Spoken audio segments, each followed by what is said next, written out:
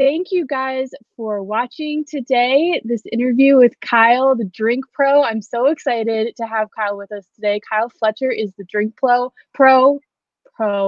words, and he has an awesome YouTube channel that has been really successful. So we're going to ask him some questions about YouTube generally too, but the content of what he does is so cool and interesting. And I also, obviously, we're going to talk about that, but we want to, how did you become the Drink Pro?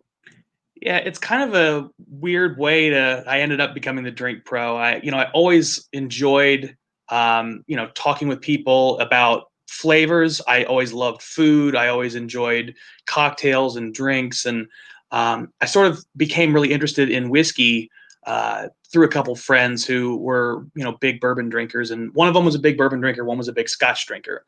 And they always would have these big fights about who was better, which preferences were superior. And I thought it was kind of a funny debate. So I started, trying things myself and started really enjoying discussing the flavors I was finding. And I had already, like I said, really enjoyed cocktails and food and things of that nature. So I realized that at some point I really wanted to make a YouTube channel. I felt like I enjoy the process of, first off, learning something new. I loved learning about the different drinks and the process to make them. And I actually have really enjoyed learning video editing and how to shoot video, how to modify, live streams and all of the world of YouTube is really fascinating to me. So that was sort of an accidental discovery, but it really came from enjoying flavors, enjoying sharing whiskey and cocktails with friends, and it just kind of blossomed from there. I decided to go for it. It was actually my girlfriend who said I should start the YouTube channel. I hadn't had much contact with YouTube until she kind of introduced me to a couple different things, and there are some people out there that make videos that are basically doing what I'm doing. They're reviewing cocktails, they're reviewing, liquors of different kinds. But I watched them and kind of went, I think I can do that. And I think I can do it in a way that's a little bit different, a little bit more polished in terms of presentation. But my personality, I think, is a little bit more zany than some people have done, but still with a professional bent. So it was kind of marrying all these different things. And I just have been having a blast doing it. That is so cool. And I love what you just said about how you found other people that were doing what you were doing. Yeah. And can you talk to me a little bit about how that, because for some people, when they find other people that do what they want to do, they get this, imposter syndrome, and they get this like, why should I, what do I have? So can you speak to that at all? Absolutely. I'm glad you brought that up because I've had a couple of times, while I've been making these videos and the streams, kind of said to myself, what are you doing? You don't have like this fancy refined palate. You're not a sommelier or anything. Why do you think people care about what you have to say? And honestly, being able to talk with individuals, they'll reach out to me and sometimes say, hey, is this a good deal on this cocktail, a good deal on this bottle of whiskey, what have you? That really kind of makes it all worth it. Like, it just reminds me that, hey, people do care, people are engaged.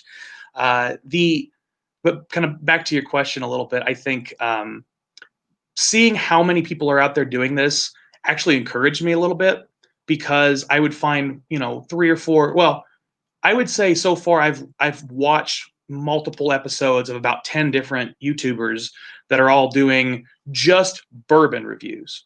And, Okay. I've heard there's different takes on how broad and how narrow you should have a YouTube channel. I'm a little bit broader right now, in part because I have interests beyond just the narrow world of bourbon, but also because I think it's valuable to approach drinking in a broader context. It's a social activity. It's done with friends, and not all your friends want to drink bourbon. Some of them are going to want cocktails. Some are going to want, some sort of Me. interesting. Exactly. And some are going to want some sort of other spirit, like a lot of the mezcal and the smoky tequilas have become really popular. And being aware of that world, even if it's not your favorite thing, can really help make you engaged in what they're engaged with.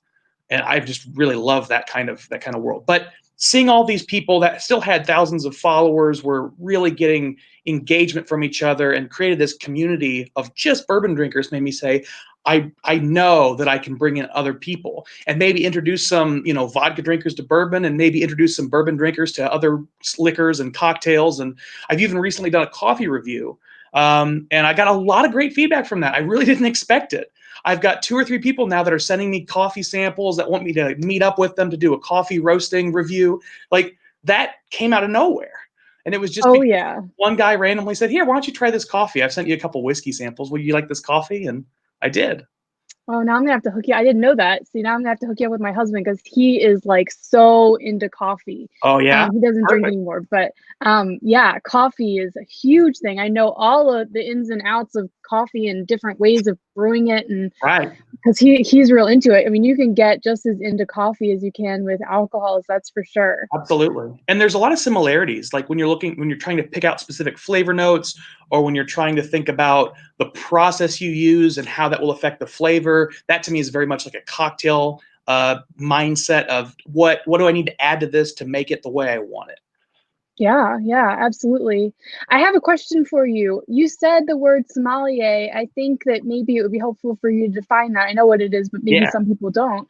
And then absolutely. also, the other question I have though is I usually associate sommeliers with wine. Mhm. Does being a sommelier help in any way? Like, is there a sommelier for hard liquors, or like, is that I didn't know that that was a thing. Yeah, so there are a variety of different. So the term sommelier is very well known by a lot of people. There are a lot of other kinds of certifications you can get for a variety of spirits, beer, wine, all different kinds of liquor. Um, all of those different worlds have their own panels that decide what the what the ideal flavors are, who's going to be the award winner, and you can go pay to take classes and become certified to be a taster in a variety of things.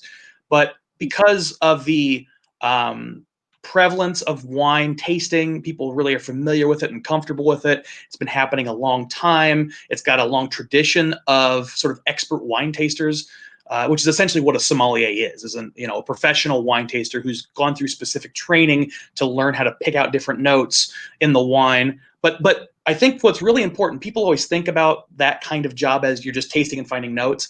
The real value in a sommelier is the history. They understand where the grapes are grown and how they're grown and how this grape is different from something that's just a few hundred miles away this other direction, and they can highlight the flavor notes but then relate it back to the process, which I've taken a lot of guidance from that process. Is what do I find in this that I like, what do I not, and then how does that relate to how it got here, how it was made. Right, yeah. I mean, I've watched a couple of your episodes and they're very like in detail background, like very thorough. I think you Yes. do a really fantastic job of explaining kind of like the history and the background and that kind of thing with each thing that you've reviewed. Is that the word that you use? Is that what are you Yeah, reviewing? Is that usually. how? Right now I've got a couple of different types of videos, but the main one right now has been whiskey reviews. And that's largely because the people that I know and made the biggest connections with were big whiskey fans who decided to start sending me whiskey to review. So if they give it to me, I will review it. And like Sure. somebody sent me some coffee, so I reviewed that too. Um, but I've also done, and there's another one coming very soon, maybe within the next week or so. I've done a video that was like a how-to to make a specific kind of cocktail. It was actually Screwball peanut butter whiskey is something a lot of people bought, thinking it would be more like a traditional whiskey pour, but it's actually a flavored whiskey, peanut butter flavored. And so that throws a lot of people off. They didn't expect it. And so if they aren't going to like to drink it the way they would drink their other whiskey, I said, well, I've got to come up with a way for these people to still enjoy this product that they bought.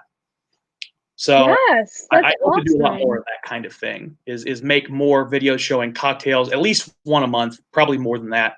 Um, and I also want to get in some other spirits. I've done a couple reviews of non whiskeys, but I know I've got a couple others in the tank. I've got a special one that I look to do soon. That's Genevieve, which is a precursor to gin that was then barrel aged. So it takes on some of the components of gin and some of the components of a whiskey. It's a really cool, unusual liqueur. That sounds really interesting. Um, there was something I was gonna ask and now I lost it. Oh well. So it was it was about the reviewing. Oh well, that's fine. So one thing that I did want to ask you for sure was what tips, so you're so not, oh, that's what I was going to do. That's exactly, I remember now. It came back So to you. it came back to me because what you said was you listen to people, they bought something that they're not loving, and now you're going to tell them and teach them and help them figure out a solution to that problem. They've Oh, yeah. purchased something and now they don't know what to do with it. And I think that that is really valuable. I just wanted to highlight that because I think that's really valuable for all of us, no matter what we're doing in our entrepreneurial worlds Oh, yeah. or crafting or any kind of thing that we're trying to connect with an audience, which most of us are. You need to be listening to your audience and doing the things that solving their problems, Yeah, helping them, solving their problems absolutely. throughout all of it. I think that's so critical what you said and what you're doing. I think it's amazing. And it's an odd thing, I think, for a lot of people that are working in creative industries. Unfortunately, at this point, I still have a day job, but I wouldn't mind being a full-time YouTuber. But when I'm doing the YouTube channel and I'm communicating with people or I'm making these videos, I'm always thinking about, how will this be helpful for my audience?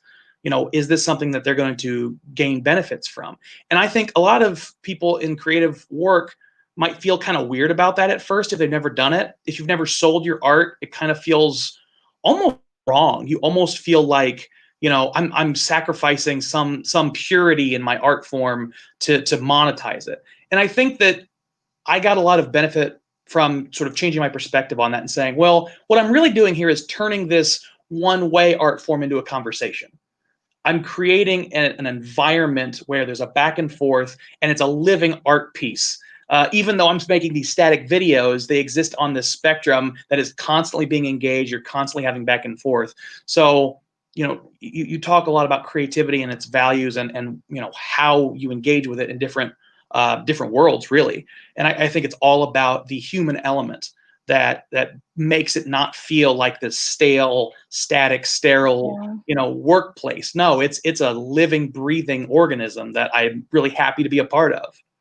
Oh, I love that so much. Because as artists, I completely agree with you. And as creatives, we're starting the conversation. Yeah, That's our job. It's to start the conversation. And it's not to control the conversation or to figure out where the conversation's going to go, whether yeah, it's good or bad. It's just putting the conversation into motion. yeah. And that's what we do. And I love that, starting the conversation. That's perfect. So, the next question that I have for you, because you're the drink pro, and I guess by we, I mean me, I have no idea what I'm talking about when it comes to alcohol. And oftentimes I just order the thing that looks the most like a fruit juice or some kind of Caribbean Hmm. punch. Sure. Yeah. But, how do we as drink novices or drink infants drink infants if we're not drink pros, I don't know. How do we I stick with even like novices. Don't want to encourage anything underage. right, that's true, that's not what I mean, I but know. I know. adults that know nothing as if we were infants. What tips do you have for us to just kind of get started on trying to figure some things out and not sound so uneducated? It's relatively. I wish I had some like really great tip to say like, oh, if you do this, you'll learn everything about spirits. But the biggest thing that I've figured out is people love talking about this. So if you're at a bar and it's not busy, if it's busy, they're not going to really have time to sit there and chat with you because they're trying to make a living. Right. And I respect that, but I really love going out to a cocktail lounge on like a Tuesday and just because what you'll do is you'll get one or two cocktails, but you'll have an amazing conversation with a bartender. If it's a place where they really value the craft of what they're doing, sometimes you can get some cool stuff too. There's one local cocktail lounge where I was talking the guy's ear off, and he's like, "Hold on, let me make you something." And he just made up a cocktail on the spot and said, "Based on what you've told me, I think these flavors will be something you'd really enjoy." And he was That's right. It was cool. a fantastic drink. I wish I remembered what it was in it now, but I don't. But I think Darn. asking questions and not being afraid to admit you don't know things is incredibly valuable. People love talking about this. People want you to enjoy it the way they enjoy it. So never be afraid to ask questions. And I would also say, just in terms of your journey and your experience with the different spirits or cocktails or what have you, I think it's really valuable to figure out things you like, and then take small steps incrementally towards areas you want to explore. If you're just totally out in the blue and have no point of reference, sometimes you just have to kind of take a leap of faith and say, all right, I'm going to try this thing. I'll try this vodka martini. Oh, I know I don't like that. Okay, well, let's try a different spirit in a different context. And eventually you'll land on something that you really enjoy, and you can kind of slowly branch out from there. So it's an exploration. It's meant to be fun. Don't make it feel like work, and I think don't be afraid to know what you like, but also if you want to push the limits, there's incremental pushing will be really helpful for you, because it keeps you close enough that it's not going to make you abandon the whole project. Man, how analogous is that to just like the whole creative journey? Like that is everything. Like that's Absolutely. everything. I love that. I love that because it's so real. Like that's what we do. We just keep trying until we find the things that connect with us. Yeah. And you can't be afraid to try, even when it's, brown and it doesn't look like vodka, it doesn't look like water, it doesn't look like fruit punch, it's brown. Right. You have to just try it and see. Right. You just have to try. It's the same thing with, all of the creative things that we do for the most part, which is awesome. Yeah. Absolutely. Love that. And you mentioned that you look for things that are like very fruit punch forward. Like a great step, just to be, offer a real practical example.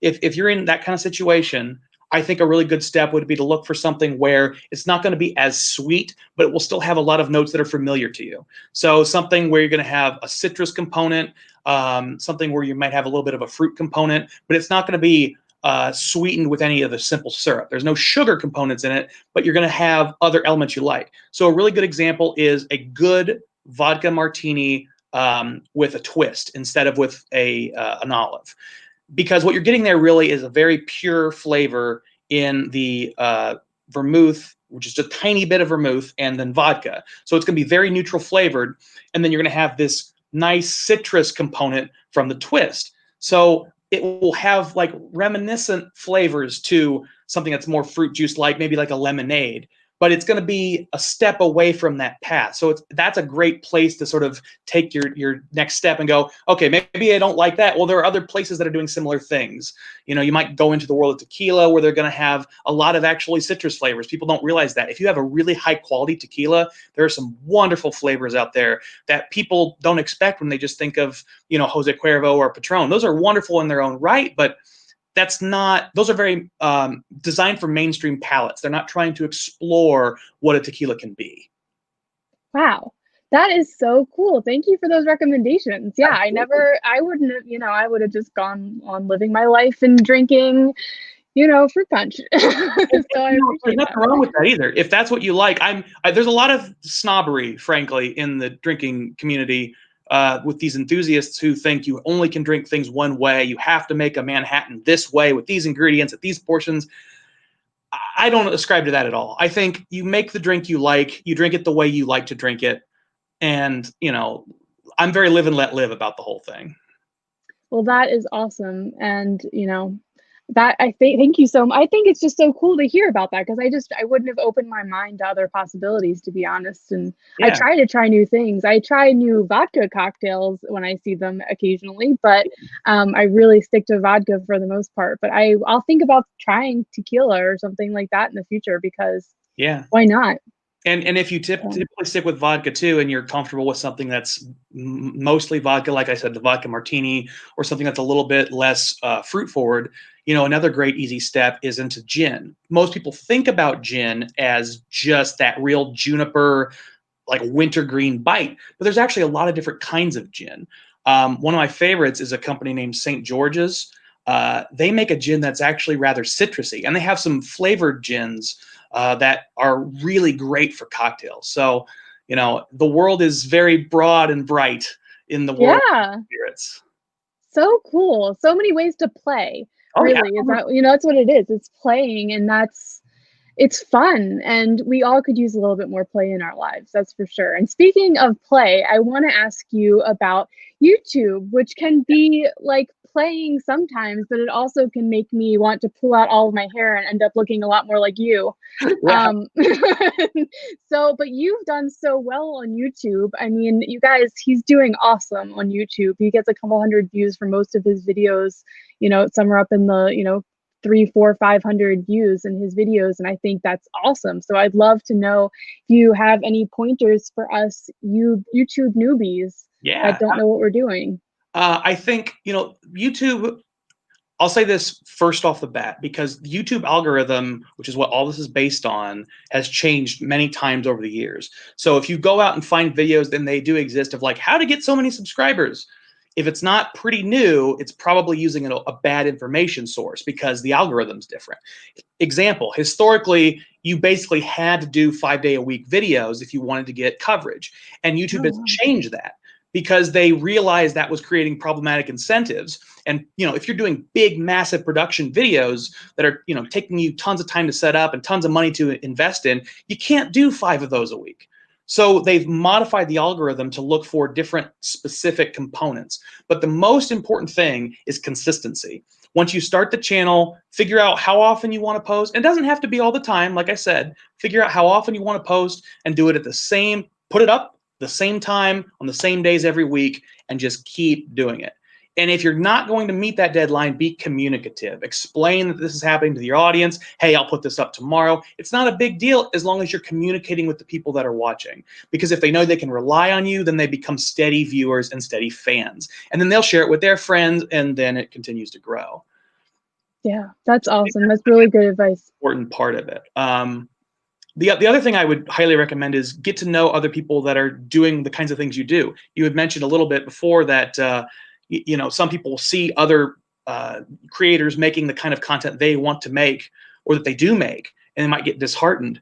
Talk to them. I actually am intentionally going to reach out to Yeah. 4 or 5 of them and say, hey, I really admire what you're doing. I like your channel. I want to be like you someday. Can you give me some tips? People like to talk about themselves. And so they're more than happy to give you, 10 or 15 minutes even just to have a quick chat or grab coffee if you're nearby.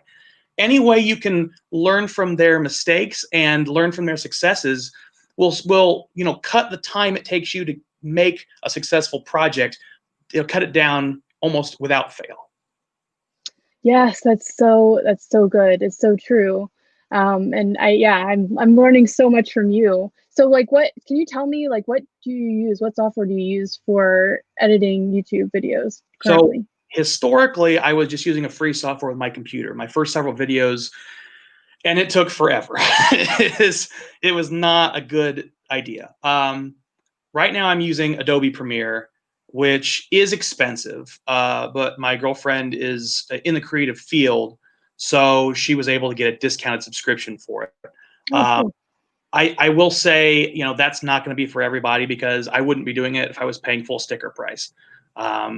But there are a lot of good options out there that are very, very similar. Essentially, Adobe Premiere has created the gold standard framework for video editing software, and so chances are, if they're trying to do something like Premiere, it's going to be set up very similar.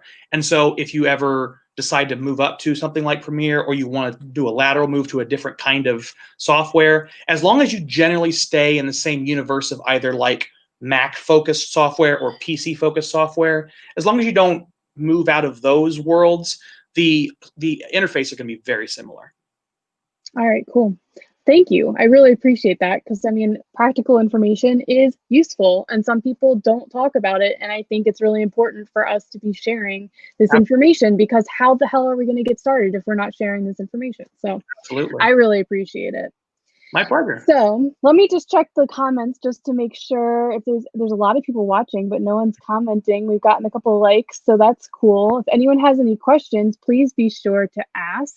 And I will check the comments one more time before we end. And we are lucky to have Kyle in the group. So if you have a question, tag him or tag me, and I'll tag him, and hopefully he can get an answer for us. Yeah, I'd love to do it.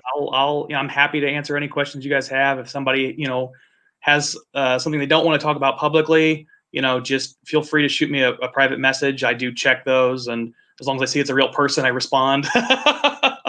Yeah, thank you so much. That's really generous of you. I appreciate that.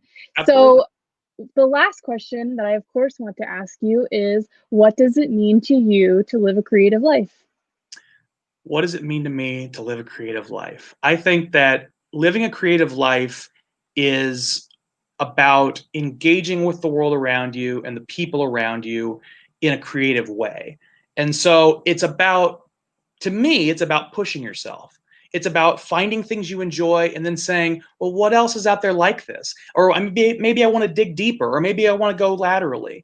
I think creativity is so directly related with new experiences. I can't tell you how hard this quarantine has been, honestly, because it's made it much more difficult to be creative. I'm not having as many new experiences.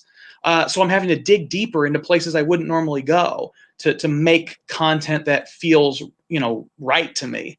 I also make music, but I don't approach that nearly as seriously. It's just sort of a fun way to de-stress. But it's harder to make music when you're not out in the world hearing new sounds. So try as the best you can not to limit yourself. I think follow what feels right. Don't limit yourself, and engage with the people around you, and you will live a creative life. Cool. Yes, love it. I think that makes so much sense.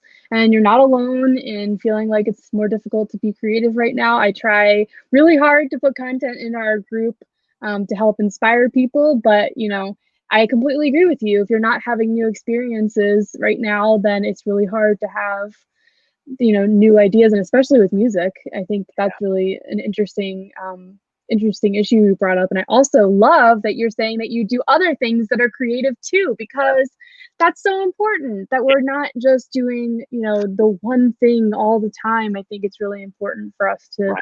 to follow multiple avenues and to have fun. Have fun. Absolutely. Yeah, that's the Yeah. most important part of all this. If you're not having fun, then you're doing it wrong. And you're not always going to have fun. I also want to say that, Yeah. although I just kind of was like, if you're not having fun, you're doing it wrong. Well, I don't have fun always when I'm editing my videos. Right. And that kind of going back to the idea of what's important with YouTube, that's another one. Is you're going to have times you're going to get stressed. You're going to be in a moment where, like, man, I don't want to edit this video. I don't want to post this online. It's not quite the way I want it. You have to try to let go as much as you can of that self-doubt, because looking back at my old videos sometimes, and I haven't been doing this that long, relatively speaking, but looking back at my old videos, sometimes I cringe and like, oh, I could have edited that better. You got to let go of that, You because do. Yeah. feedback isn't going to help you unless you learn the lesson. And if you are trying to learn lessons, you've probably already done it. That's why the video looks better now. You're absolutely right. You're absolutely right. And that's the only way that you can learn is by putting that crappy first draft out, right? Like you Right. just got to be doing it and figuring it out as you go, building the plane as you fly it, as they say, right? Yeah, exactly. Well, so I'm so glad you brought that up. So my grandpa always had a saying about, I learned so much from him. I worked for him for several years, doing like handyman work. I tarred driveway, I did some roofing, I did some fence work. But he's really a creative guy. He painted as a hobby. I have one of his paintings hanging up in my office. But he always said, it's not a jet engine. It doesn't have to be perfectly designed. Just do it as best you can and make it look right, and it'll be okay. And I think I kind of live by that motto. That's really stuck with me. That's awesome. Love it. Well, thank you so much, Kyle, the Drink Pro, for being on with me today in the Creative Life Scholars group. And I hope to have you back sometime. Maybe we can have you back and talk about music. I'd love to. Thank you so much. And if you have any questions for Kyle, please be sure to put them in the comments. And I have put his YouTube channel in the main text for this live broadcast. And do you have any other places that you want people to follow you? Instagram, anything like that? Yeah, I'm on Instagram, Facebook. I'm on Twitter. I'm not very active right now, but I'm hoping to boost that up. But it's always The Drink Pro. It's at The Drink Pro or / The Drink Pro. You'll find me wherever I am with that moniker. Awesome. Thank you so much. And I'll talk to you soon. Absolutely. Bye. Bye.